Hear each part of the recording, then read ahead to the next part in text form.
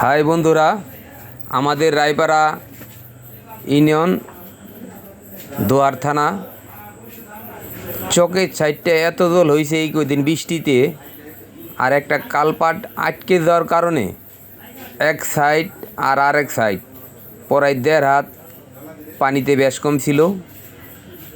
সেই কারণে নতুন রাস্তা হয়েছিল, তো কালপাটটা ভাঙ্গা ছিল, ওইখানে মাটি আটকে দিয়েছিল, সেজন্য আর কি পানির বেশ কম। তাই আমাদের এলাকার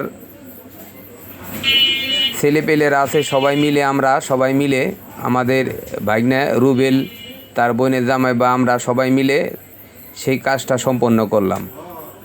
দেখেন, এমডার সাইডে কিন্তু অনেক জল, আবার ওমরের সাইডে মনে করেন জল নাই বলতেই চলে। কারণ মাঝখানে মনে করেন যে পাটাটা গাইরে ছিল, সেজন্য পাটাটা উঠানোর পর অনেক জল যাইতেছে আর কাজও চলতেছে। তারপরে মনে করেন যে দেখেন কাটালে ভাব, দেখেন এমনিতে জল ভরে গেছে গা, এত বৃষ্টির কারণে মনে করেন যে এই সমস্যাটা আর কি। এই যে পাটাটা উঠাইতেছি, দেখেন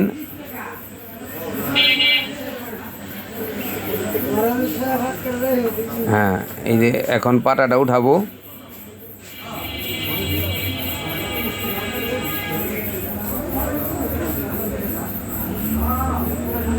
এই পাটাটা ডাইবে মাটি আটকায় দিয়েছিল, সেজন্য পানি যাইতে পারে নাই।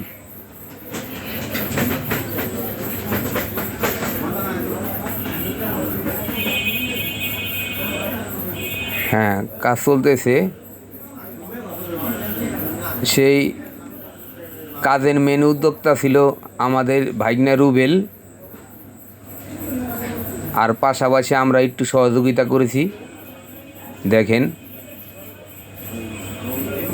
পাটাটা উঠার কারণে জলের শব্দটা অনেক কমে গেছে। দেখেন এই পাটাটাই এখানে আটকে, বা যারা কাজ করছে সড়কের, তারা কালপাটের আটকাই দিছে মাটি দেয়, সেই জন্য এক সাইড পানি কম বেশি ছিল। এখন দেখেন আর কাটাল নাই, পানিও ভালো করে বাইরে যাইতেছে। হ্যাঁ, এই দেখেন এমনিতে পানি ক্লিয়ার মতো বাইরে যাইতেছে। আমাদের সাইডে রহিম ভাই আছে, রহিম ভাইও সহযোগিতা করেছেন, আর পানি বাইরে যাইতেছে।